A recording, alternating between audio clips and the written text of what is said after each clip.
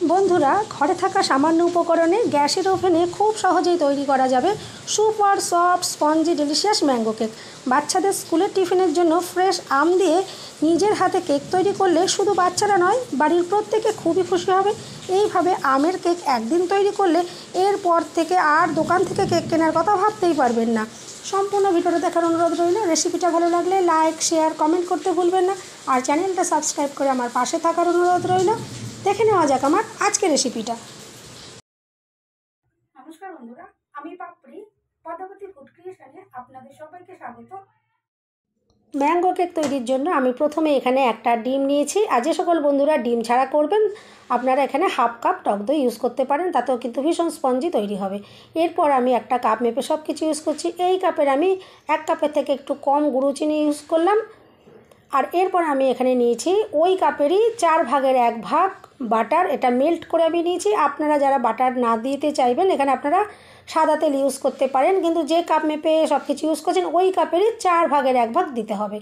এরপর আমি দেখুন সব কিছু একটু খুব ভালো করে মিশিয়ে নিচ্ছি। আর এভাবে খুব ভালো করে মিনিট 3 ফেটিয়ে নিতে হবে, যাতে চিনি খুব ভালো করে মেল্ট হয়ে যায় আর ডিমটাও খুব ভালো করে ফেটানো হয়ে যায়। এইভাবে আমি খুব ভালো করে ফেটিয়ে নিয়েছি। এভাবে কিন্তু ভালো করে ফেটিয়ে নিলে তবেই কিন্তু কেকটা ভীষণ স্পঞ্জি ফ্লাফি তৈরি হবে।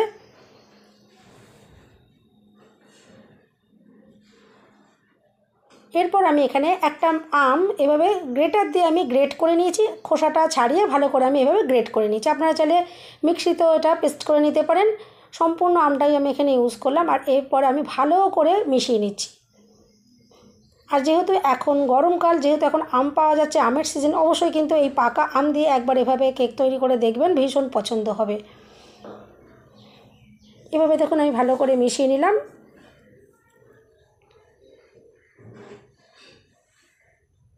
আর এই আমের কেক কিন্তু খুবই অসাধারণ হয়, ভীষণই ভালো লাগবে, বাড়ির প্রত্যেকের এটা খুব ভালো লাগবে।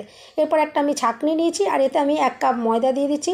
আর ময়দা কিন্তু এভাবে অবশ্যই ছাঁকনি দিয়ে একটু চেলে দেবেন, তাহলে কেক কিন্তু ভীষণই স্পঞ্জি ফ্লাফি তৈরি হবে। আর ময়দার ভেতরে যদি কোনো নোংরা থাকে সেগুলোও বাদ হয়ে যাবে। এরপর এভাবে 1 কাপ ময়দা চেলে নেবার পর আমি এখানে আরও হাফ কাপ ময়দা নিয়ে নেব। এই কেকটা তৈরি করতে টোটাল আমি 1.5 কাপ ময়দা ইউজ করছি।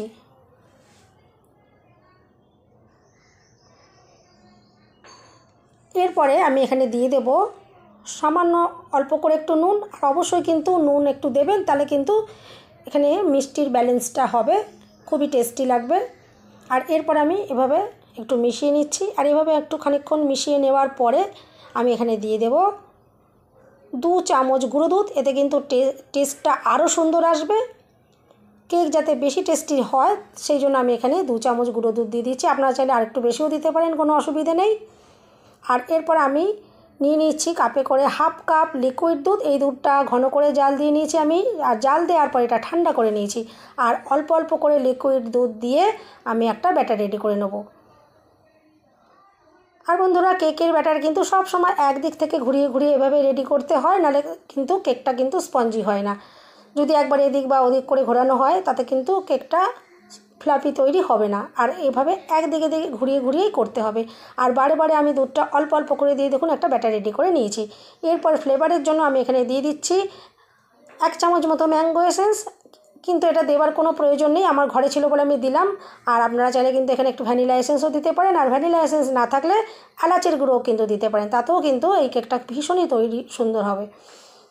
আর এরপর আমি সুন্দর কালারের জন্য এখানে 2-3 ড্রপ মতো আমি ইয়েলো ফুড কালার ইউজ করলাম।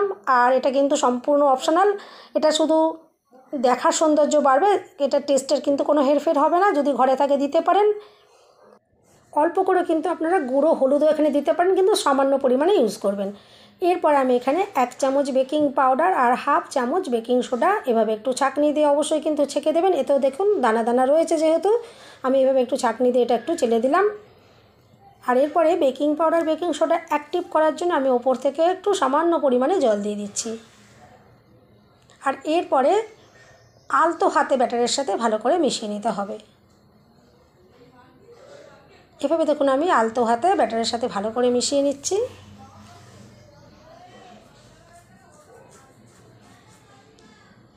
আর এইভাবে ভালো করে মিশিয়ে নেওয়ার পরে আমি যে মোল্ডে কেকটা রেডি করব সেই মোল্ডটাকে রেডি করে নেব। এখানে আমি একটা কেকের মোল্ড নিয়ে নিয়েছি, আর তার ভেতর দেখুন একটা সাদা খাতার পাতা আমি এভাবে কেটে রেখে দিয়েছি মাপ করে, আর উপর থেকে এভাবে সাদা তেল আমি ব্রাশ করে দিচ্ছি।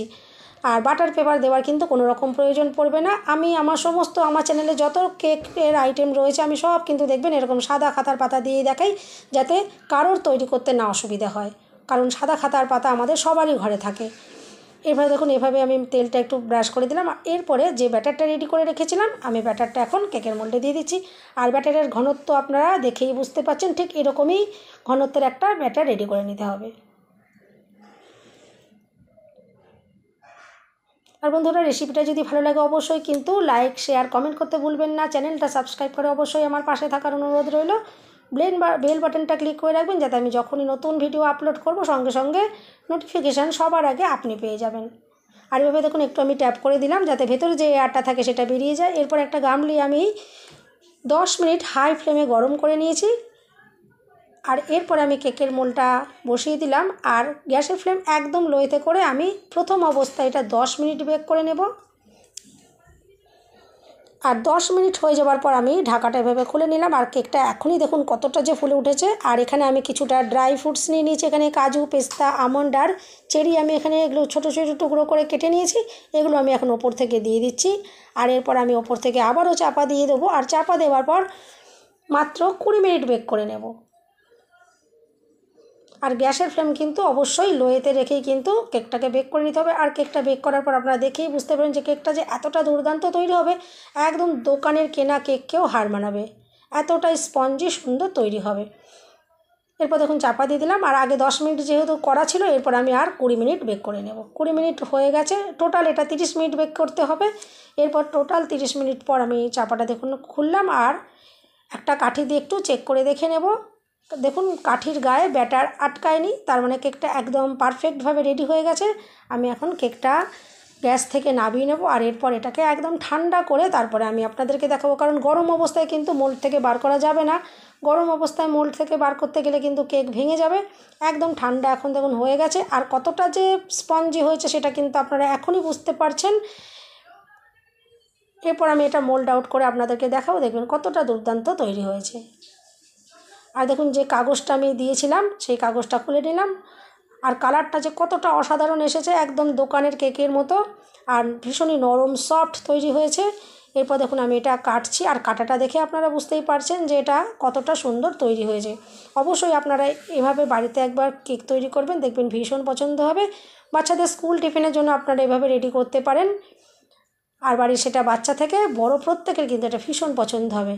আর দেখুন একটা টুকরো আমি কেটে আপনাদেরকে দেখাচ্ছি, কতটা দুর্দান্ত, যেমন দেখতে সুন্দর হয়েছে তেমনি কিন্তু এটা খেতেও ভীষণই অসাধারণ হবে।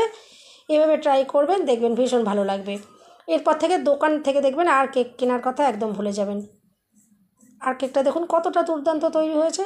সবাই সুস্থ থাকবেন, ভালো থাকবেন, দেখা হবে নেক্সট ভিডিওতে। ভিডিওটা শেষ পর্যন্ত দেখার জন্য সবাইকে রইল অসংখ্য অসংখ্য ধন্যবাদ।